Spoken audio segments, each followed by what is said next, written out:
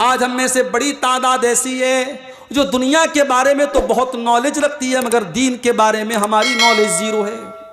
Zero है हमारी knowledge. नमाज का तरीक़ा में मालूम नहीं है, वज़ू का तरीक़ा में पता नहीं है, गुस्ल करने का तरीक़ा में मालूम नहीं है, तौहीद का मतलब हमको पता नहीं है, शिर्क के बारे में हमको मालूम नहीं है। आज कितने मुसलमान हैं, बच्चा बीमार होता है उसके गले में तावीज़ भी बांध लेते हैं, मकान में और दुकान में खैर व बरकत के लिए उल्टी सीधी चीज़ें अपने घरों में लटका लेते हैं। उनको पता भी नहीं कि ये चीज़ें हराम है, ये शिर्क तक इंसान को लेके जाने वाली हैं। लेकिन दुनिया की बड़ी नॉलेज है, अपने कारोबार की बड़ी नॉलेज है। ऐसे ही लोगों के बारे में अल्लाह कुरान में कहता है, यालमून ज़ाहिरम मिनल हयातिद दुनिया व हुम अनिल आखिरति हुम गाफिलून। तुम्हें दुनिया की तो बहुत नॉलेज है, लेकिन आखिरत के मामले में तुम बिल्कुल ज़ीरो हो। याद रखो मेरे भाइयों, एक होता है दीन की गहराई का इल्म, दीन का गहरा इल्म। दीन का गहरा इल्म सबके लिए ज़रूरी नहीं है। और एक होता है दीन का बेसिक इल्म। भाई नमाज का तरीका क्या है, भाई रोज़ा के मसले क्या हैं, भाई ज़कात का ज़रूरी मसला क्या है, वज़ू का तरीका क्या है, गुस्ल का तरीका क्या है, किससे वज़ू टूट जाता है, किससे गुस्ल ख़राब हो जाता है, ये सारे जो मसले मसाइल हैं ये दीन का बेसिक इल्म है। और ये जितना अब्दुल गफ़्फ़ार साहब के लिए ज़रूरी है उतना आपके लिए भी ज़रूरी है, जितना कारी शहाबुद्दीन साहब के लिए ज़रूरी है उतना आपके लिए भी ज़रूरी है। दीन का इल्म हम सब के लिए ज़रूरी है। आज हम दीन का इल्म नहीं रखते। और दीन का इल्म कैसे हासिल होगा? जब आप किताबों को पढ़ेंगे और उलमा से आप अपना ताल्लुक जोड़ेंगे। मस्जिद के इमाम साहब का काम सिर्फ 5 टाइम की नमाज पढ़ाना नहीं है। आप अपने मस्जिद के इमाम साहब से अपना ताल्लुक मजबूत कीजिए। जुमा की नमाज आपकी मस्जिद में हो रही है, अपने घर की औरतों और लड़कियों को भी लेके जाइए। आज अफसोस होता है, बंगाल में बहुत सारे इलाकों में मैंने देखा कि औरतें मस्जिद में नहीं जाती, जुमा में औरतों का इंतजाम नहीं है। कितने अफसोस की बात है। और आज उसका नतीजा यह है कि आपके बंगाल में, बिहार में, झारखंड में, हमारे यूपी में आज कितनी मुसलमान लड़कियां आज गैर मुस्लिमों के साथ भाग करके शादी करती हैं और फिर मुर्तद हो जाती हैं, इस्लाम को छोड़ देती हैं और दूसरे मजहब में दाखिल हो जाती हैं।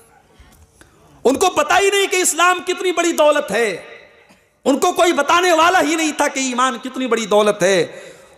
उनके मौलवियों ने फतवा दे के रखा था कि तू मार्केट तो जा सकती है, तू कलियाचक के शॉपिंग मॉल में तो जा सकती है, तू मालदा में मार्केटिंग तो कर सकती है, मगर तू मस्जिद में नहीं जा सकती। मस्जिद के दरवाजे हमने बंद कर दिए औरतों के लिए। उसका नतीजा ये निकला कि आज मुसलमान लड़कियां, उनको इस्लाम बताने वाला कोई नहीं है। मेरे भाइयों याद रखो, कल क़यामत के दिन अल्लाह के हमारी गर्दन पकड़ी जाएगी। साल में एक बार जलसा करा लेने से इस्लाह नहीं होगी मेरे भाई। जब बीमारी बढ़ती है ना तो एंटीबायोटिक ज्यादा दी जाती है ताकि वायरस को खत्म करे। वायरस बहुत फैल चुका है, वायरस फैल रहा है फेसबुक से, वायरस फैल रहा है इंस्टाग्राम से, वायरस फैल रहा है टीवी सीरियल से, वायरस फैल रहा है बॉलीवुड की फिल्मों से। और साल में आपने 2 घंटे की तकरीर के जरिए सोचा सब सुधर जाएंगे, सबकी इस्लाह हो जाएगी। नहीं, आपको इस्लाह भी रोजाना करना पड़ेगा। बार बार जब कोई चीज बहुत खराब हो जाती है तो उसको सुधारने के लिए ज़्यादा मेहनत करनी पड़ती है। मेरे प्यारे साथियों, हमें और आपको अपनी नौजवान नस्ल के ऊपर ज़्यादा मेहनत करनी पड़ेगी। और ख़ास तौर से मैं माओं से कहना चाहूँगा, बुज़ुर्गों से कहना चाहूँगा कि अपनी औलाद पर आप तवज्जो दीजिए, अपनी औलाद पर आप तवज्जो दीजिए, अपनी बेटियों की तालीम पर आप तवज्जो दीजिए। ठीक है, आपने बेटी को पढ़ाया लिखाया, उसको काबिल बनाया, मगर मैं पूछता हूं आपने अपनी बेटी को दीन के बारे में कितना सिखाया? अगर आपकी बेटी ने ग्रेजुएशन कर लिया, एमए कर लिया, पीएचडी कर ली, सब कुछ पढ़ लिया उसने, मगर उसे अल्लाह के बारे में कुछ नहीं पता, रसूल के बारे में कुछ नहीं पता, उसने कुरान को रट्टू तोते की तरह बस अरबी में पढ़ लिया, कुरान की आयतों का कोई मतलब उसे नहीं पता, तो अगर कल वो लड़की किसी गैर मुस्लिम के साथ भाग जाएगी तो आप अफसोस मत कीजिएगा, उसे किसी ने बताया ही नहीं था कि इस्लाम कितनी बड़ी नेमत है। चूँकि मुझे अभी फ़ौरन पूर्णिया निकलना है, मुझे जलसे वालों ने कहा था आपको 11 बजे तक बोलना है, मगर मैं बहुत अफसोस और माजरत के साथ कहना चाहता हूँ क्योंकि 200 किलोमीटर का सफ़र करना है, बाई रोड करना है, और चूँकि अभी बिल्कुल लेटेस्ट मेरे साथ हादसा हुआ है, रिस्क भी नहीं ले सकते, बहुत तेज़ी के साथ गाड़ी भगा के लेके जाना भी मुनासिब नहीं है। मैं एक आखिरी बात बयान करके बात ख़त्म कर रहा हूँ कि आज अपनी मुसलमान लड़की और लड़कियों की दीनी तालीम के लिए हम क्या कर रहे हैं, इस पर हम सर जोड़ करके और दिमाग लगा करके हम गौर करें। मैंने साउथ में देखा, बेंगलोर और हैदराबाद वगैरह में देखा कि एक बड़ा अच्छा सिस्टम है, मस्जिदों के अंदर मकतब चल रहा है।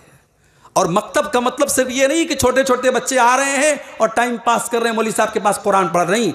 बाकायदा मस्जिद के अंदर मकतब का एक सिस्टम है, 2 घंटे पढ़ाई होती है और अच्छे वेल ट्रेंड टीचर पढ़ा रहे हैं और पूरा एक सिलेबस है, उसमें दुआएं भी सिखाई जा रही हैं, उसमें नमाज का तरीक़ा भी सिखाया जा रहा है, उसमें अकीदे की मोटी मोटी बातें भी बताई जा रही हैं।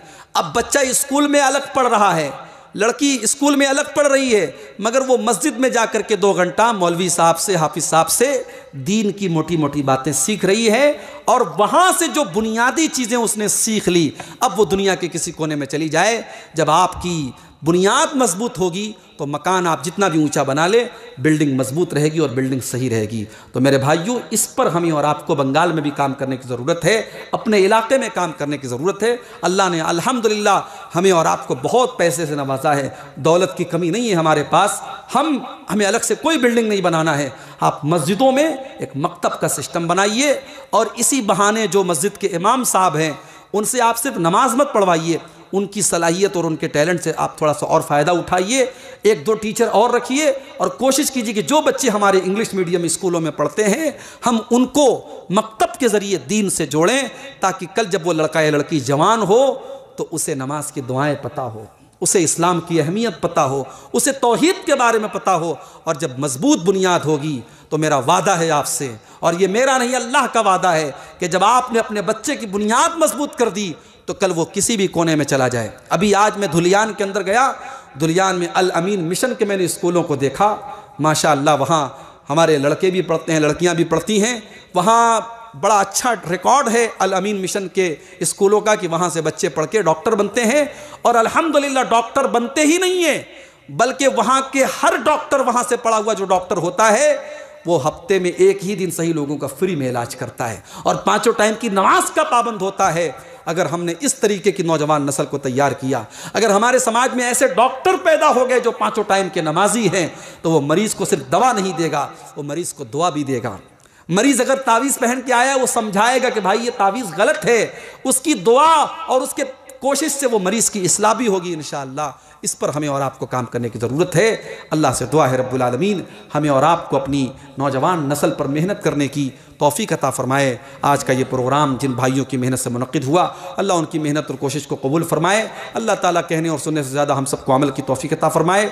अल्लाह हमारे दिलों में अपने दीन की मोहब्बत पैदा फ़रमा दे, जब तक हम दुनिया में ज़िंदा रहें इस्लाम पर ज़िंदा रहें और हम सब का ख़ात्मा ईमान पर हो। आमीन व आखिर दावाना अनिल हम्दुलिल्लाहि रब्बिल आलमीन। वस्सलामु अलैकुम व रहमतुल्लाहि व बरकातुहू।